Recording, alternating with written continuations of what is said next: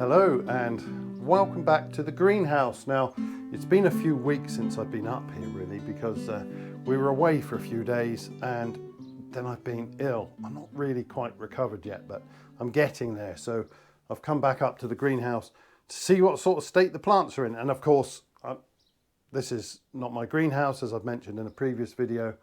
I'm sort of sharing it with the neighbour this year. And so our neighbour's been tending our babies here and not done too bad a job, although there's at least one day when he was a naughty boy, and I'll show you what happened.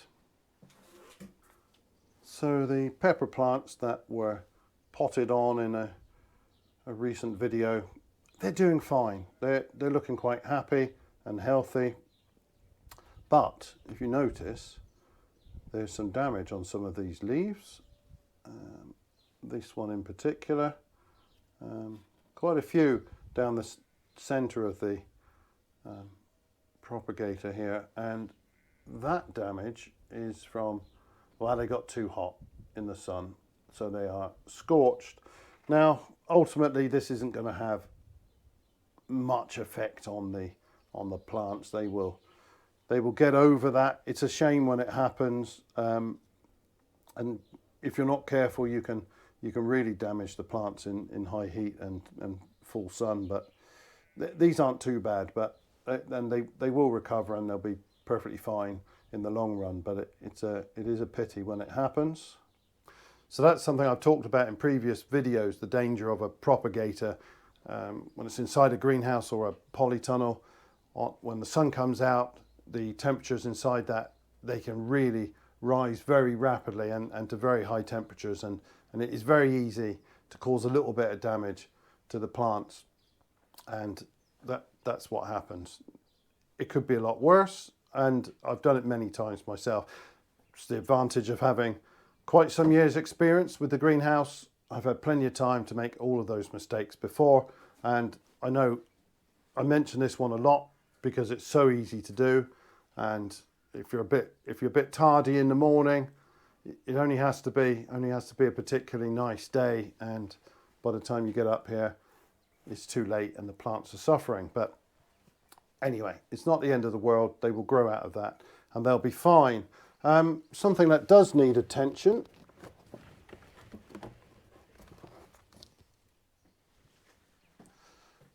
are these tomato plants. Now, they look quite long to me. I'm not so keen on that, but they're not bad looking plants otherwise. Got 4 varieties here: Principe Borghese in this first row, Black Cherry, Costoluto Fiorentino, and Pantano here, the big fellas in this row.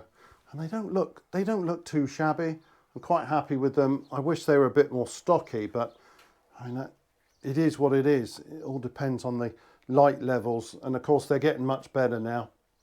But yeah, these need potting on, I think. If I just pop one of these out of the cell fairly carefully, let's have a look at the roots. And well, yeah, I mean they're not too bad, but there's quite a bit of root around the bottom here, and so I think at this stage I want to be moving those on. And just like with the peppers, I'll move those into 9cm square pots. So that's one job. And the other one is to sow the cucumbers. Now, probably I'd have done this last week if I hadn't have been ill, and I need to get on with that now. So once again, I'm growing Carmen, and it's a hybrid. And I know on this channel I don't really like hybrids, but as I've said many times with the greenhouse cucumbers, they do have the advantage of not needing to pick off the male flowers, which is a bit of a chore, and yeah, not something I'm particularly keen to be doing. So our neighbour last year, he grew a small variety. I don't know what it was, but the fruits were small, and he said he'd like a big fruited sort this year, and well, Carmen certainly fits the bill in terms of fruit size. They can produce absolutely whopping cucumbers, and even when they're large, they still keep their quality. I mean, there's a lot to like with this cucumber. The flavour's not as good, I don't think, not to my taste, as some of the old sorts. However, almost everything else about them is great, and the size and the quality of the fruit and the productivity, it's got to be way up there. So I'm gonna sow 5 of these, Carmen. We don't need 5 plants, but as always, I'll sow more than I need, and then I'll be selective about which ones we keep, and we'll probably grow 2 in here. And I think the plan is probably to run them along the ridge, probably plant them in a pot, large pot, probably both together, one large pot, run them up some string or canes, and then they can run either way along the ridge, and I can knock myself out on dangly cucumbers every time I come in here. So that's today's job, really. So the first thing I did when I came up here earlier is pop one of those pepper plants out of the pot, and I should have waited till I had the camera on. The compost in there is so light, I don't like doing it too often, simply because it can fall apart and you end up having to sort of repot it, and it's a mess. But I did pop one out. The root development is fine, there's nothing wrong with it, but I haven't filled those pots out completely yet, and I'm kind of hoping that they might hang on in those pots for a few more weeks. If they can stay in those until towards the end of April and the weather's good, then we can plant them out into their big pots towards the end of April. That would be ideal. It would save me having to pot them on. I've set up a second propagator for these tomato plants today, because there's no room, not going to be enough room in this one. So the second one's here, but if I then have to move all of these plants on into bigger pots still, I might have to get yet another propagator out, and I'd like to avoid that hassle if I can. So ideally they will stay in those pots and everything will be fine. First job I'm going to do though is sow these cucumber seeds. I'm going to go straight into 9cm square pots for the cucumbers. They grow pretty quickly. I won't then have to move them on before they're ready to go in their final place. In this corner I've got a little bit of my seed sowing mix. This other compost is for potting on, but this here is a combination of coir and sieved multi-purpose, about 50-50, and some vermiculite. So it's fine for this job. Now I've got 5 seeds here, 3 pots. I'm going to sow all the seeds, so I'll double up in a couple of those, and that'll be fine. I don't know how many plants we want, probably 2. Okay, can't get in the bag. Right, there we go. As always with these things, I like to sow the seed on their side, so, well, on edge, so that moisture drains away. And one thing you do want with this is a nice free draining compost, so you can add vermiculite or some horticultural grit, anything like that to help improve the drainage.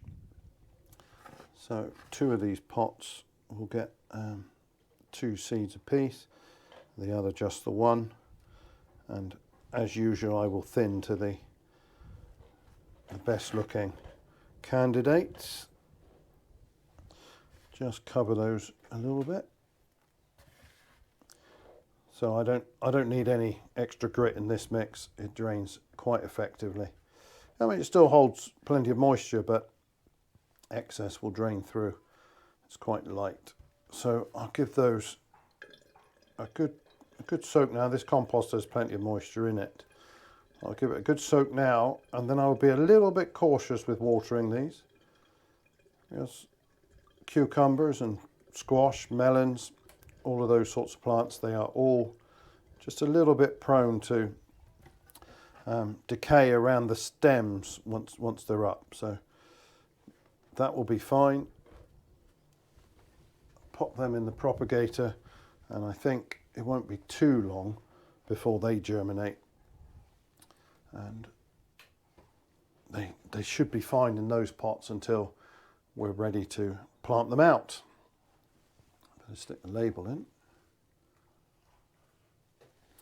So now to the tomatoes, and it would be nice if I had maybe deeper pots for this, because then I could sink these lower at this stage, and I might sink them a little bit lower, but they also need some fresh compost down the bottom where all those roots are at, so I don't want to put them in too low.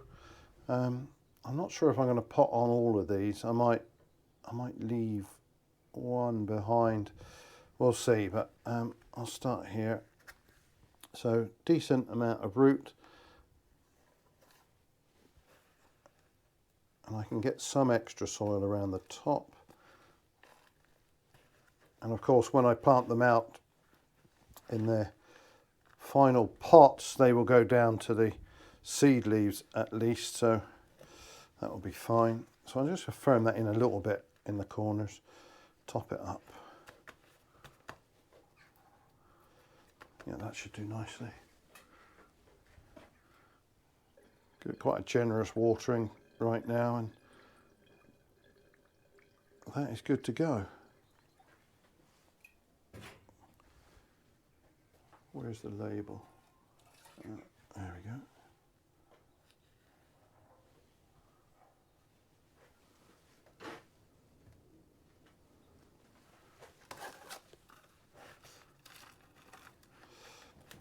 So this mix here, this has very little of the coir. It does have a bit, small amount, and it has still a small amount of the vermiculite, but not as much as the seed sowing mix.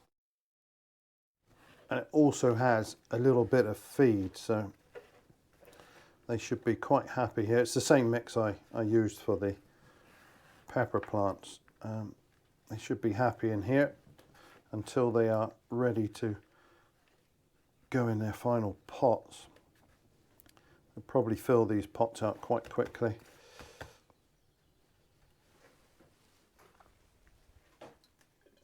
And they'll appreciate that extra feed.